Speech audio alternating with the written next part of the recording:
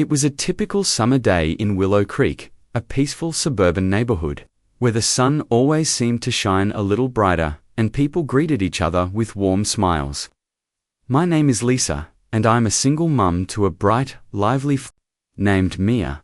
Mia had big brown eyes that sparkled with curiosity and a laugh that could make the gloomiest of days feel like sunshine.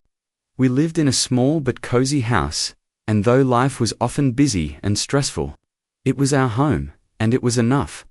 Willow Creek was a place where everyone knew everyone.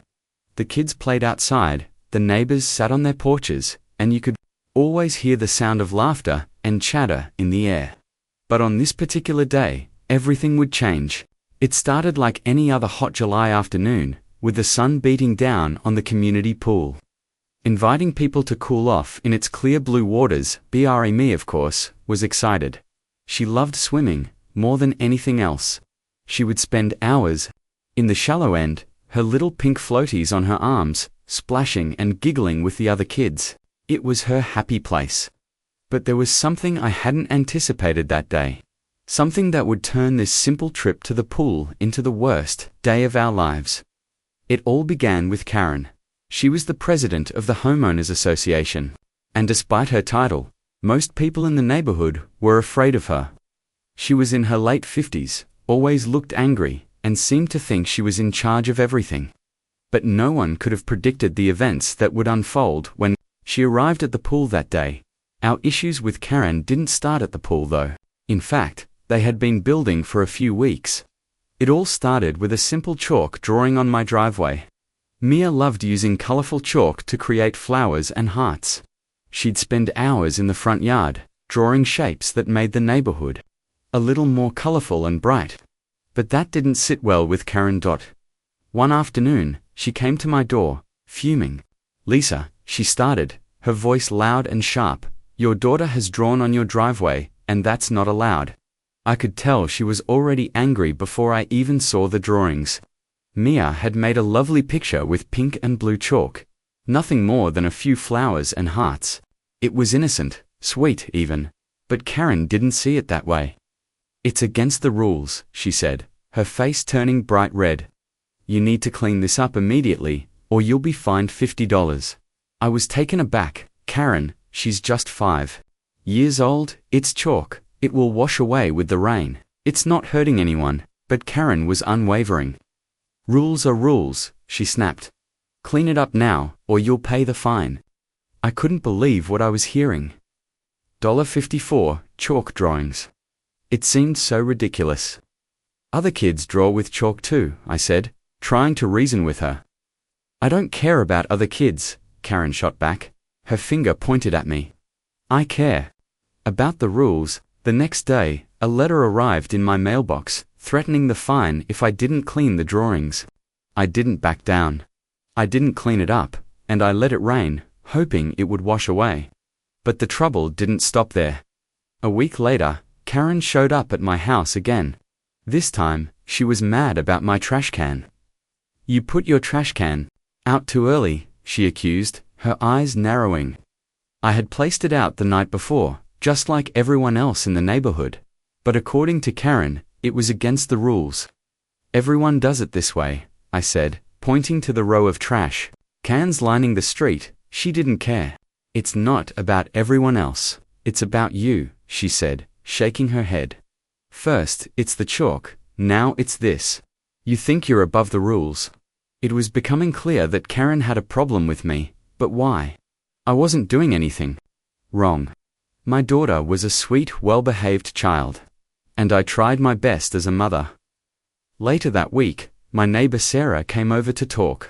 Sarah and her family had lived next door for years, and she had always been supportive.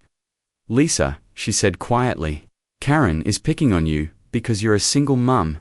She told my husband that single mothers don't raise their kids right." My heart sank. I had worked so hard to take care of Mia, and hearing this felt like a slap in the face. But Karen wasn't done with us yet. The harassment continued. She would drive by our house slowly, her eyes always on us, and every time we stepped outside, it felt like she was watching us. The worst part? I wasn't the only one she'd done this to. Other neighbors told me she had driven the Johnson family out of the neighborhood just the year before, constantly issuing fines and creating problems for them until they couldn't take it anymore. I wasn't sure how much longer I could deal with her. But one thing was clear, she was out to make my life as difficult as possible. As the weeks went by, Karen's behavior only seemed to escalate. Her petty complaints grew more frequent, and every time she came around, she seemed angrier. One day, I found another letter in my mailbox. This time, it was about Mia's bicycle. Apparently, it was blocking the sidewalk, despite the fact that Mia had parked it in our front yard, not the sidewalk. This was getting ridiculous. Mia's bike, a simple thing, had become a target for Karen's wrath. How could anyone be so obsessed with such tiny, insignificant details?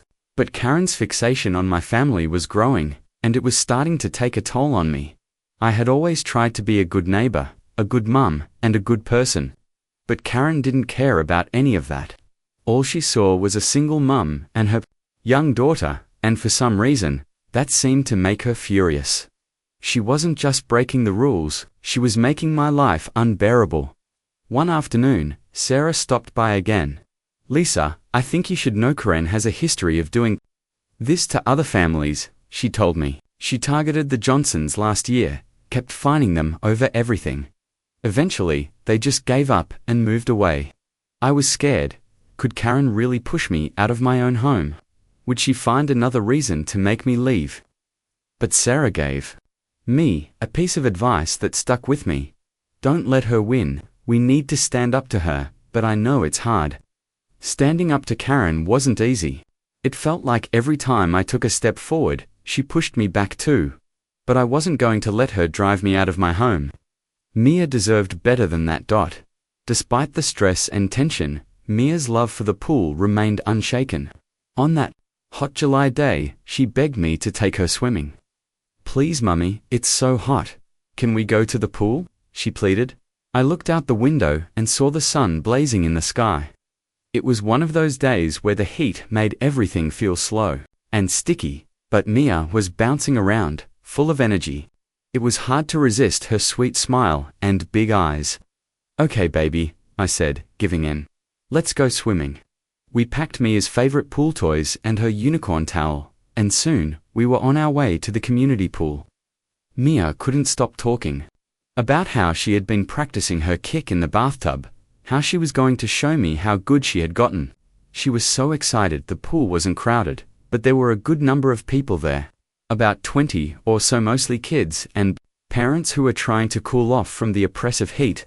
Jake, the lifeguard, was on duty. He was a young guy, probably around 19, and always greeted Mia with a friendly wave. He had a soft spot for kids and would always say, "Hey, Mia, ready to swim?" When we arrived, "Hi, Jake," Mia called as we walked in, her eyes sparkling. "Hey there, Mia, you ready for some fun?" Jake smiled, giving her a wave. Mia immediately ran toward the shallow end, her little pink floaties on her arms. The shallow end was only 3 feet deep, perfect for kids who couldn't swim yet. I watched her as she splashed around, giggling with another little girl, Emma. Everything felt peaceful, and for a moment, I could forget about Karen and the stress she had caused. I settled into a lounge chair nearby, keeping my eyes on Mia. She was so happy, so carefree. I checked my phone for work emails, trying to make the most of a moment of peace. Every now and then, I'd glance up at Mia, just to make sure she was okay. She was having the time of her life, laughing with Emma as they kicked the water and splashed each other. But then I saw her. Karen. She walked into the pool area like she owned the place. Her bright red visor perched on her head, and a whistle around her neck. In her hand, she clutched a clipboard. It was as if she had a mission, her eyes scanning the pool area like a police officer looking for a criminal. I felt a knot tighten in my stomach. I hoped, prayed, she wouldn't notice us, but, of course, she did. Her eyes found Mia right away. She stared at my little girl, and her face contorted into that same angry expression I had come to dread. I knew something was coming. And it wasn't going to be good. Karen's eyes were fixed on Mia, and I could feel my heart sinking. I watched as she slowly walked around the pool, her eyes narrowing as she observed every child. But it was Mia she seemed most focused on. My little girl, oblivious to the storm brewing, continued to splash around with Emma, just as any 5-year-old would at the pool. The shallow end was only 3 feet deep, and Mia was wearing her pink floaties, staying within the designated area for kids who couldn't swim. She wasn't being loud or disruptive, she was just playing, just being a child. But Karen had already made up her mind. She didn't like what she was seeing. She walked closer, her face flushed with anger, scribbling something on her clipboard. I tried to ignore her, hoping she would just pass us by, but I knew that wasn't going to happen. Before I could say anything, Karen's voice broke the silence. "Lisa," she called out, her tone sharp and commanding. "Your daughter is causing problems." I looked up from my phone, confusion written all over my face. "What do you mean?" I asked, standing up from my chair.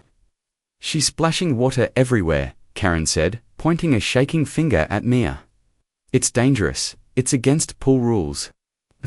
Couldn't believe what I was hearing. I looked at Mia, who was gently kicking the water with Emma. The water barely moved. I glanced over at the older kids who were jumping off the side of the pool and making much bigger splashes than Mia. But Karen didn't seem to notice them. "She's barely splashing," I said, trying to stay calm. "Look at those teenagers over there making much bigger splashes than she is." Karen didn't care. "I don't care about them," she snapped, her face turning redder with each passing second. "Your daughter needs to stop now." The other parents at the pool started to notice the confrontation. Some looked confused, others appeared annoyed. Could see Jake, the lifeguard, watching us carefully. "Karen, please," I said, trying to reason with her. "She's 5 years old, she's just playing, and she's following all the rules." Karen's expression grew darker. "Don't tell me to be reasonable," she barked. "I make the rules here. Your daughter is a problem, just like I knew she would be." The words stung, and I felt my anger rising. I couldn't let her talk about my daughter like that. "What do you mean, just like I knew she would be?" I demanded. Karen's lips curled into a sneer. "Single mothers don't teach their kids properly. I've been watching you and your daughter for a while. She's always causing trouble in this neighborhood." My blood boiled. What was she talking about? Mia was a good, kind child who never caused any trouble. This wasn't about her. It was about Karen's need to control everything, and I was tired of it. The other parents started to murmur, some shaking their heads, others clearly uncomfortable with Karen's outburst. But Karen wasn't finished. She blew her whistle loudly, the shrill sound cutting through the air and making everyone jump. "Everyone listen," Karen shouted. "The pool has rules. Children must follow the rules. No splashing." Jake, the lifeguard, walked over, trying to defuse the situation. "Ma'am," he said calmly, "gentle splashing is okay. The kids aren't doing anything dangerous." But Karen ignored him, her eyes locked on Mia. I could see Mia looking up at us now, her eyes wide with confusion. She could sense something was wrong. I felt my stomach tighten with anxiety. "Mummy," Mia called softly, her voice trembling. "What's happening?" "It's okay, sweetie," I called back, trying to sound reassuring, though I felt anything but calm. My daughter was scared, and it was all because of Karen. Karen, however, wasn't backing down. She continued to walk toward the shallow end, where Mia was playing. By now, everyone at the pool was paying attention. Parents stood up from their chairs, watching the scene unfold. I could feel eyes on me. Some of them were sympathetic. Others were just curious, but Karen didn't seem to care. She was on a mission, and nothing was going to stop her. She reached the edge of the shallow end, where Mia was still playing with Emma. Without any warning, Karen reached out and grabbed Mia's arm. The suddenness of it caught me off guard. Mia let out a startled cry. "You're coming out of the pool, right now," Karen barked, yanking Mia toward the steps. Mia's little face twisted with confusion and fear. "But I didn't do anything wrong," Mia protested in her small, trembling voice. But Karen wasn't listening. She pulled harder on Mia's arm, dragging her toward the steps. Mia cried out, "You're hurting me." Her little body was struggling to keep up as Karen pulled her toward the pool's edge. I didn't think, I just reacted. "Karen, stop," I shouted, running toward the shallow end.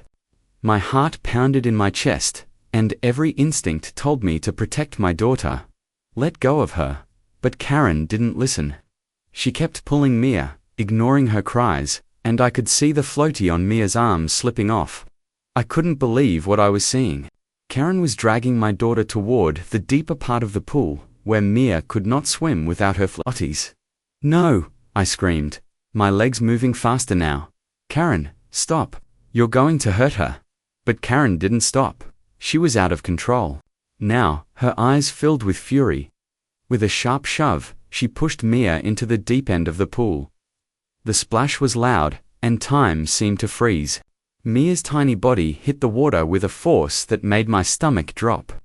My breath caught in my throat as I saw her arms flailing in the water. Her head went under, and my heart stopped. "Mia!" I screamed, diving into the pool without hesitation. The cold water hit me like a shock, but I didn't care. I swam as fast as I could, my arms pulling through the water. My eyes scanning for Mia. Her head emerged from the water, her eyes wide with fear, and she gasped for air. "Mummy," she cried, her voice choked with panic. I reached her in a matter of seconds, pulling her close and wrapping my arms around her. "I've got you, baby," I whispered, my heart racing in my chest. "You're okay, you're safe now." Mia was shaking, her little body trembling against mine as I swam toward the shallow end. Tears filled my eyes as I held her tight, my mind reeling with the horror of what had just happened. I finally reached the side of the pool, and other parents rushed over to help. Someone handed me a towel, and I wrapped it around Mia, pulling her close to me. She was still crying, her small body shuddering with each sob. "Why did she push me, Mummy?" Mia cried between sobs. "I didn't do anything wrong." I held her tighter, trying to comfort her as best as I could. "I know, baby," I said, my voice shaky with emotion. "You didn't do anything wrong. You're a good girl. I'm so sorry this happened." I looked across the pool at Karen, who was standing by the edge, her arms crossed. She didn't look sorry. In fact, she looked proud of what she had just done. I wanted to scream. I wanted to shout at her, to make her understand how wrong she was. But Mia needed me, and I wasn't going to let Karen's cruelty ruin this moment any further. It was then that I noticed Jake on his phone, shaking his head in disbelief. "I'm calling for help," he said, his voice trembling. "I'm calling security and the police."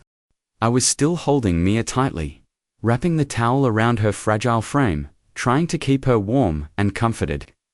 She was still crying, her small body trembling in my arms, but at least she was safe. The fear in her eyes was something I would never forget.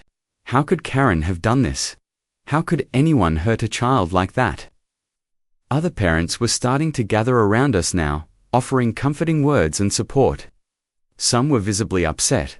Others just stood there, shaking their heads, but no one seemed to know what to do. My emotions were a whirlwind of anger, disbelief, and terror, but I couldn't let it show. Not in front of Mia. I had to be strong for her. I looked over at Karen, who hadn't moved. She was still standing by the pool, arms crossed, her expression cold and unrepentant. It was as if nothing had happened. I couldn't understand it. How could she stand there, knowing what she had just done? I could hear voices behind me. Some of the parents were talking amongst themselves, others were pulling out their phones. The scene felt surreal, like something out of a nightmare. A woman had just pushed my child into the deep end of a pool. She could have drowned, she could have died. "Mia," I whispered, brushing the damp hair from her face. "Are you okay?" She sniffled and wiped her eyes. "I'm scared, Mummy. I don't want to go near the water anymore." I nodded, feeling a lump in my throat. "I know, sweetie, I know. We'll take it slow, but right now, you're safe, okay, and that's all that matters." A few minutes later, I heard the sound of sirens in the distance. My heart skipped a beat. Help was on the way. I still couldn't believe what had just happened, but I knew that it wasn't over. This was far from over. I pulled out my phone and dialed 911, my hands shaking as I spoke with the operator. "Hello, I need help. A woman just attacked my 5-year-old daughter at the community pool. She pushed her into the deep end, and my daughter can't swim. Please send the police." The operator was calm and collected, asking me for details as I held Mia close, trying to reassure her. "Are you hurt anywhere, sweetie?" I asked, checking her arms and legs for injuries. "My arm hurts where she grabbed me," Mia said quietly, pointing to her right arm, which had red marks from where Karen had gripped her too tightly. My stomach churned with anger. It felt like forever before the police finally arrived. 2 squad cars pulled into the parking lot, their lights flashing, and officers quickly made their way toward the pool area. I explained everything to them, pointing out Karen, who was still standing there, trying to act as if nothing was wrong, but the officers weren't fooled. "This is ridiculous," Karen shouted as the officers approached her. "I'm the HOA president. That child was breaking the rules." One of the officers raised an eyebrow. "Ma'am, we have multiple witnesses who saw you assault a child. You need to come with us." Karen's face twisted with outrage, but the officers didn't give her a chance to argue. They moved quickly, putting handcuffs on her and walking her toward the police car as they led her away. I heard Mia's small voice. "Is she going to jail, Mummy?" I looked down at her, my heart heavy. "I hope so, baby, I really do." But just as the police were preparing to take Karen away, another vehicle pulled up, a black van with SWAT written on the side. My heart skipped a beat as men in tactical gear climbed out of the van, walking quickly toward the pool area. Everyone stepped back, and I pulled Mia closer to me. One of the SWAT officers came over and addressed me. "Are you Lisa?" I nodded, my throat tight. "Yes, what's happening?" "We've been investigating Karen for months," the officer explained, his voice low but serious. "We've received numerous complaints about her behavior, especially toward the children in the neighborhood. Today's incident was the final straw. We've got enough evidence now to search her house." I was stunned. Karen wasn't just some overbearing HOA president, she was a threat. The officer continued, explaining that they had received information about her previous harassments, and they believed she might be planning something even worse. The SWAT team moved quickly, heading toward Karen's house to search for any evidence of her harassment and potential threats. I stayed by the pool with Mia, who was still shaken, but slowly starting to calm down as the adrenaline wore off. The neighbors began to gather around us. Sarah was there with her kids, offering comforting words, and other parents stopped by to check in, offering snacks and drinks. It was clear that Karen's behavior had affected the entire community, but now, everyone was rallying behind us. They were offering their support in any way they could. Jake, the lifeguard, came over, looking visibly shaken. "I'm so sorry, Lisa," he said quietly. "I should have stopped her sooner." "It's not your fault," I replied, giving him a small smile. "You did what you could. This isn't on you." The police took statements from me and the other witnesses, some of whom had recorded videos on their phones. Those videos clearly showed Karen grabbing Mia's arm and pushing her into the deep end of the pool. It was all there, in black and white. There was no denying what had happened. 2 hours later, the SWAT team returned. They had boxes and bags of evidence from Karen's house, and one officer approached me with a notebook. "We found this in her home," he said grimly. "She was keeping detailed records of everyone in the neighborhood, including your daughter." My stomach twisted as the officer showed me the notebook. Karen had been watching us, documenting every little detail about Mia. She had even referred to her as that brat who draws on the driveway. My heart sank as the officer explained that Karen had a list of punishments for kids in the neighborhood, things like riding bikes too fast or being too loud. Karen wasn't just a mean HOA president, she was a dangerous woman, and now, thanks to the evidence and the witness testimonies, she would face the consequences for her actions. Karen's arrest was just the beginning of the truth coming to light. As the officers took her away in handcuffs, her defiant attitude remained unchanged. "You don't know who you're messing with," she shouted as the officers led her toward the police car. "I'm the HOA president. I make the rules here." The officers didn't respond to her ranting. They had no patience for her at this point, not after everything that had happened. They moved quickly, placing her into the back of the patrol car while she continued to scream about being in charge and trying to justify her actions. As Karen was driven away, I stood there, my heart still racing, but a sense of relief beginning to settle over me. Mia was calmer now, though still shaken by the events. She hadn't fully understood everything that had just happened, but I could see it in her eyes. She had been scared, and rightfully so.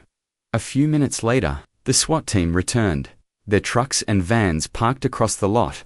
Officers came over to speak with me, their expressions serious. They confirmed that they had found disturbing evidence at Karen's house.